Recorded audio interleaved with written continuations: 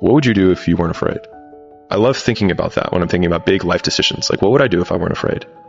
And it's usually like the big one, the bigger thing that I really want to do, but I'm afraid to do it. It's like, that's what I should do. Like, what would I do if I weren't afraid? And what would I do if I knew I couldn't fail?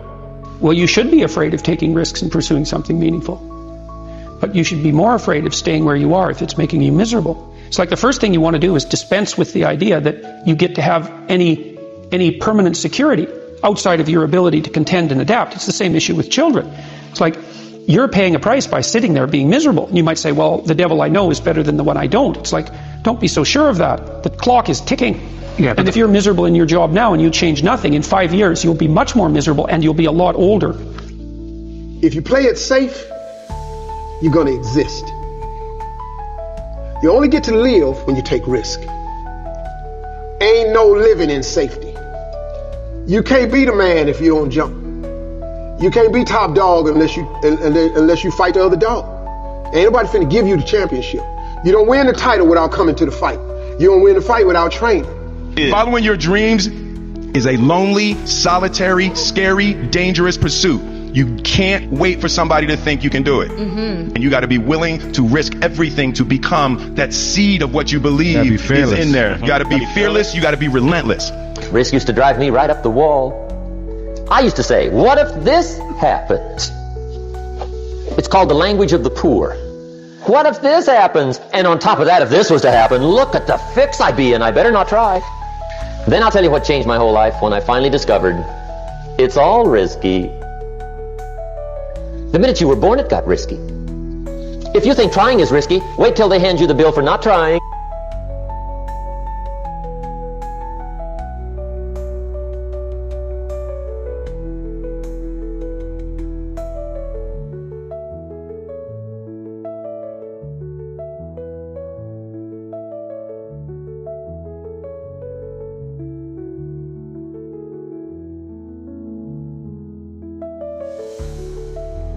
If you think investing is risky, wait till you get the tab for not investing. See, it's all risky. Getting married is risky. Having children is risky. Going into business is risky. Investing your money is risky. It's all risky.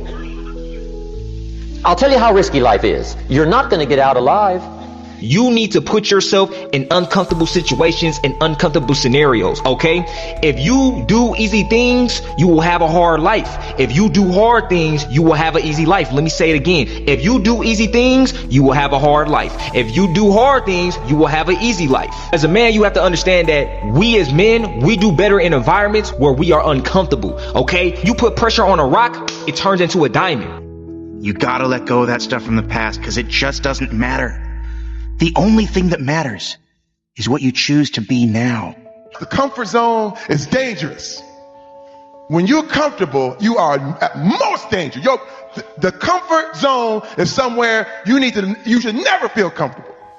You should be happy and dissatisfied. Anybody ever tell you, hey, look, you know what? Just be satisfied with what you got. Don't believe them. Get them away from you. You should never be satisfied with what you got. Because the attempt to get more makes you into something better. Don't let anybody tell you, hey man, you should just be happy with, no! Nobody knows but you. You can't get advice on what you should do with your life, right? Nobody knows what you are. Like even sometimes you don't really even know what you are. You got to take your shot. As much as you want people to agree and you want the people around you to be supporting your dreams and all, it's not going to be like that all the time. You got to do it alone. And people will help you, and when you get the ball rolling, people will jump on. But if you don't believe, nobody else is going to believe. But one of the things that really motivates me, or one of my most powerful motivational frames, is thinking about the person that I want to become as the destination. And thinking like, I want to be bulletproof. I want to be bulletproof in these ways. I want to be bulletproof in my marriage. I want to be bulletproof in my business, etc. And I think about that man, whoever I want him to be. Like we said, hell is when you look at who you could have been and realize that you're not that person. And then I think, if I were to make that man, what would I put that man through to make him who he is? Like, it wouldn't be easy times. It wouldn't be quick wins. It wouldn't even be easy wins. It would be the toil and the struggle of achieving and reaching for things that are right out of grasp. that are right above my threshold, and continuing to do that to like lift the weight, to build the muscle, to break it down and do it over and over again, because like that's what creates the character traits that are the man that I want to be. And so when I'm going through those like really harder times, I like to think of like looking in my mental mirror of like, I'm making you. I'm not there yet, but I'm making you. See, look, one thing I want you to promise me is that no matter how long it takes, keep going. No matter how much it hurts, keep going. So you was placed on this earth for a reason. You weren't meant to be average. You were meant to excel. You gotta understand that this grind is meant to make you who you're supposed to be, a dog. A little grind ain't never hurt nobody. Stop being soft. Let's embrace it. If you go through that fire, you're gonna come out real cold. That's what we want. So I wanted to project myself forward to age 80 and say, okay, now I'm looking back on my life. I want to have minimized the number of regrets I have. And you know, I knew that when I was 80, I was not going to regret having tried this. I was not going to regret having wanted, trying to participate in this thing called the internet that I thought was going to be a really big deal. I knew that if I failed, I wouldn't regret that. But I knew the one thing I might regret is not ever having tried. And I knew that that would haunt me every day. When I thought about it that way, it was an incredibly easy decision. As you get older, you think about things. My estimate historically, 80% of the time it ends up in a can like Johnny Shack. No risk, no reward. Did I take enough risk? Did I put myself out there enough? You definitely didn't. What's that? You definitely did not. And here's how I know it. At least, again, one man's point of view. I'm not sure anybody is taking enough risk from 20 to 30. Yeah. It is the most interesting thing that I've been thinking about, which is it is never more practical to be disproportionately risky than from 22 to 30, yet everybody goes the other way because now they're the real world and it's time to prove something to their parents, to themselves, to everybody else, and everybody goes conservative. And that's when I realized that there's two ways to see the world. Some people see the thing that they want, and some people see the thing that prevents them from getting the thing that they want. This next 5-year window is when you don't go practical and safe. This is not the time to get the job mom wanted you to. This is the time to realize that you have a 5-year window, and it's 3 for some, it's 8 for others, but this is a 5-year window for you to attack the life that you want to win. Don't ever let somebody tell you you can't do something. Not even me. You got a dream, you got to protect it. Don't ever let somebody tell you you can't do something. Not even me. You got a dream, you got to protect it. People can't do something themselves. They want to tell you you can't do it. You want something, go get it. Period. This is why I'm a big believer in this, is that when you are starting out, I think you got to find the thing that's the pain. And like pain motivates significantly faster and stronger than pleasure does. Like people are like, no, passion's the right way. It's like point a gun at a family member. All of a sudden, 10 out of 10 motivation. Pain. And so like, I think people should use their pain more. It wouldn't kill you to try. Spending a long time getting a life you would actually want is about 1,000,000 times better than getting a quick turnaround time on a life that you'll forever be disappointed with. Playing it safe seems just fine until you get to the last moments of your life and realize all the potential that you threw away. You can never get back. And I will never know from experience what that feels like, but the thought of that realization is haunting.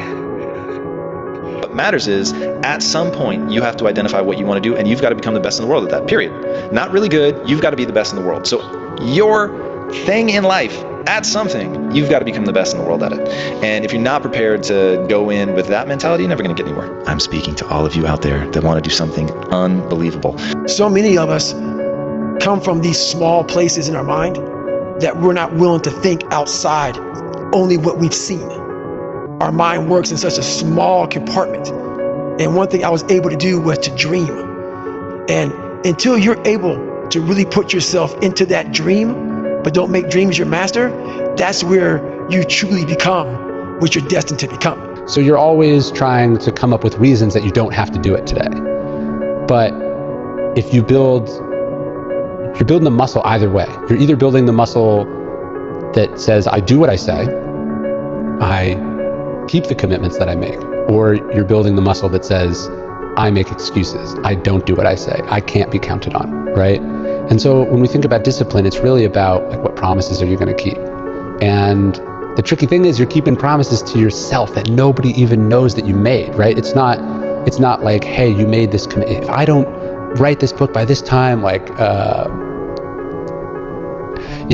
have to do this embarrassing thing, or, then I'll retire. They're not even, you're not really putting your ass on the line in that sense, but you've said to yourself you're going to do this thing, and building that muscle is really important. You have to take chances in life. If you don't take chances in life, you'll never have the life God has for you. Life is about risk.